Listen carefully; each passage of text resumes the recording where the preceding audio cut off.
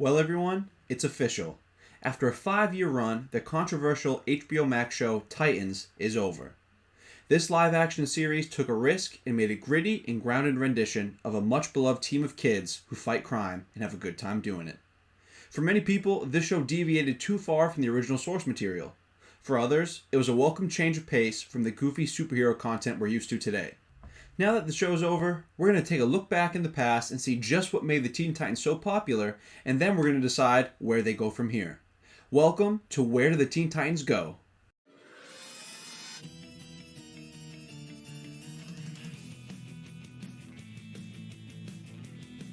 Since the early 2000s, when there was trouble, we've always known who to call. Teen Titans, an animated series, burst onto the scene in the summer of 2003 and instantly made a huge impact. With its awesome characters, great humor, and surprisingly good writing, it quickly became a big part of many young people's lives. But what sets it apart from many of the other shows of its time is its appeal to a larger audience than just young children. Much like Avatar: The Last Airbender, Teen Titans stands the test of time and is definitely worth a rewatch even as we all get older. The stories still have value, the action is definitely passable, and the character development makes you wonder just who the writers were actually making the story for. I personally started rewatching the series in preparation for this video, and I can honestly say I'm enjoying it. Admittedly, there are times where you're exposed to some real immaturity, and it reminds you that, hey, this show's made for somebody half your age. But what the show does really well is it manages to blend humor and serious tones without shoving either of them in your face. You can enjoy the camaraderie and humor of the team without finding it cringy, but you can also see one of your favorite characters in peril without having the tension ruined by a poorly timed joke. The writers understood having a balance, and the many superhero directors of today could learn a thing or two from this show. On top of having a well-balanced story, this show did an amazing job casting their voice actors. Each voice actor perfectly embodied what the character should sound like and act like. They had some heavy hitters such as Tara Strong as Raven and Ron Perlman as Slade, and they also had one of the most perfect castings in voice acting history, in my humble opinion, when they cast Carrie Payton as Cyborg. In general, the entire main cast was perfect, and they played a major part in this show's success. Now, the original Teen Titans was supposed to be greenlit for 4 seasons max, but due to the popularity of the show and all the toys and other merchandise that came from it, Cartoon Network and Warner Brothers renewed it for a 5th season. Unfortunately for all of us, however, the show began to lose a large number of viewers during its 4th season. And on top of that, there were reports that Cartoon Network was unhappy with all the pitches for their 6th season. So it was decided by Cartoon Network that the show would complete its 5th season and end with a movie, Teen Titans: Trouble in Tokyo. Despite its cancellation in 2006, Teen Titans remains a cult favorite among many superhero nerds, and its influence is still felt today, most evidently in a new iteration that would follow it years later. In 2013, many fans were excited to hear the news that a new Teen Titans show was being released by Cartoon Network. And even more exciting than that was the fact that the main voice cast would be reprising their roles from the original series. Now, I can't speak to the chatter around the show when it was coming out, because I was still so young, but I can comment on what I thought was going to happen. Based on my interpretation of the commercials and other teasers for the show, I thought that Cartoon Network had finally come to its senses and brought back the OG Titans. I thought we were going to pick up right where we left off and have some more great times. But what we got, however, was very different. The new show, titled Teen Titans Go, was a goofier, more childish rendition of these characters with a brand new animation style, storylines, and definitely a new target audience. Now, I can't say I've seen more than bits and pieces of this show, so I don't want to pose as an expert, but in my opinion from what I've seen, this show is a major downgrade on the original. It was way too silly and did not possess the same charm and impressive storytelling that the original show had. However, I will say that this show is very meta. It knows exactly what it is and who it's made for, and at times, its self-deprecating humor can really get a laugh. So, while I will say that this new version disappointed me back in 2013, and that it's definitely not for me, I can confidently say that that's okay. This show wasn't made for me, and I'm sure that the people that it was made for absolutely love it.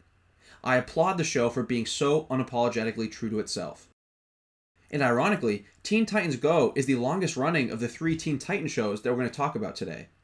Its 9th season will be coming out in early 2024, and many articles that I've read recently say that the show won't be going anywhere anytime soon. So, after taking a big risk and going deeper into the goofy cartoon versions of the Teen Titans, Warner Brothers decides to do a complete 180 and create a live-action version of this team. In 2018, the show Titans was released and instantly divided the fandom. Long gone were the days of wisecracking kids who happened to fight crime on the side. In their place was a group of dark and brooding young adults who were obsessed with fighting crime and the evil that seemed to always surround them. Now, moving from animation to live action was already going to be a tough pill for many fans to swallow. But for the writers to then change the entire tone of the team and make the show into something almost unrecognizable was definitely a bold choice. At times, that bold choice really paid off. The adult themes and characters on display were great. Hawk and Dove were some of my favorite characters in the show, and the brutal version of Dick Grayson was also a really cool touch. But at times, these choices backfired as well. On too many occasions, the show pulled a trick out of the Arrowverse's book and relied too heavily on teen drama and non-impactful love arcs. By the end of the show, I got sick of hearing the team argue about how much they hated working together and how they each wanted different things. This quote-unquote team never seemed like much of a team to me, and that really detracted from the overall feelings of the show. In regards to the show's castings, I have a love-hate relationship with almost all of the characters. At times, some of these actors pulled off some truly great performances, and at other times, I felt like I was watching a movie I made in 4th grade on my phone.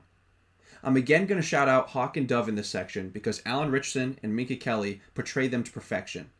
The story of two aging and powerless superheroes dealing with their own mortality as they try to cope with the wear and tear of being a hero was fantastic.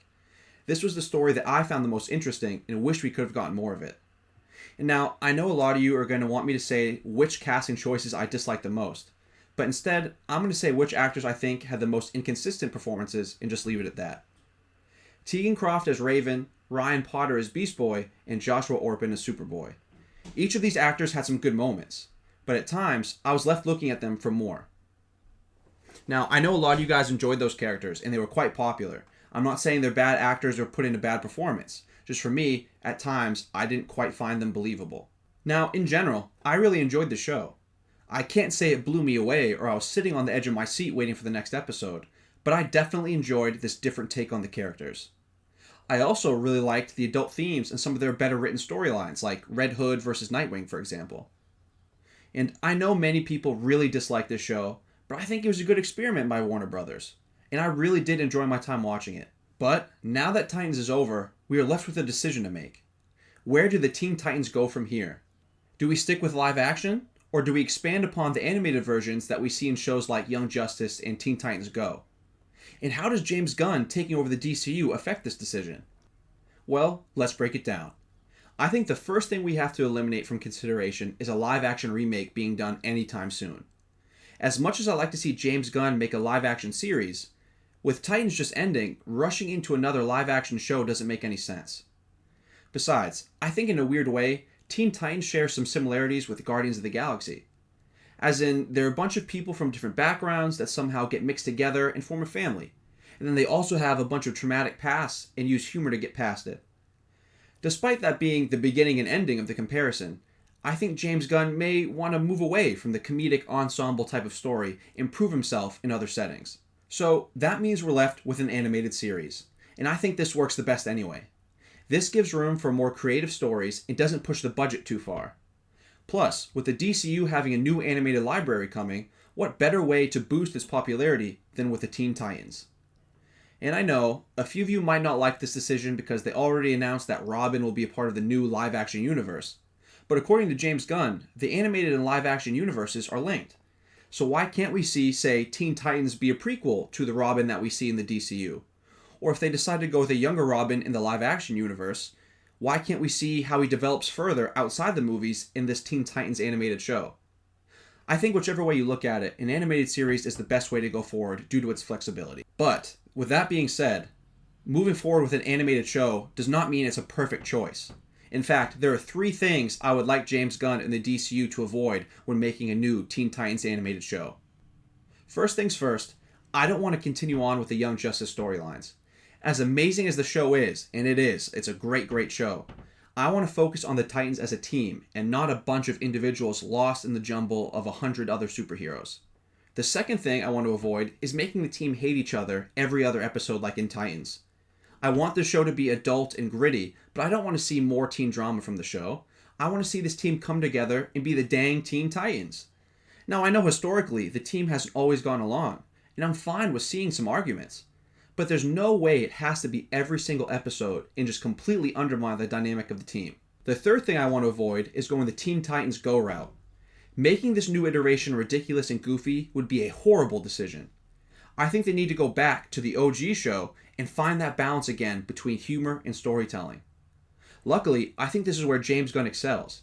His ability to utilize subtle storytelling to develop these characters while also allowing them to be their naturally goofy selves would fit these characters perfectly. Overall, I think that the executives at Warner Brothers and DC have a very easy path laid out in front of them. They tried two extremes. Titans on the serious end of the spectrum and Teen Titans Go on the other end for silliness. Both shows had somewhat positive reactions, but neither of them could compare to the OG show that put itself directly in the middle. James Gunn needs to find a way to recapture the magic of the original Teen Titans and put his own spin on it and make it feel new. And yes, I know that's easier said than done, but let's be honest here. He has much harder tasks in front of him if he wants to successfully reboot the DC universe. So, this is where I think the Teen Titans should go. A new animated series a few years down the line that can balance between darker, more serious themes, as well as the goofy and fun ones as well. Do you guys agree with my decision? Would you like another animated show, or would you rather wait and take another shot at live action a few years down the line? Let us know in the comments below where you would take the Teen Titans next. As always, thank you guys so much for watching. Please consider leaving a like and subscribing if you enjoyed the video, and we'll catch you next time on The Third Floor.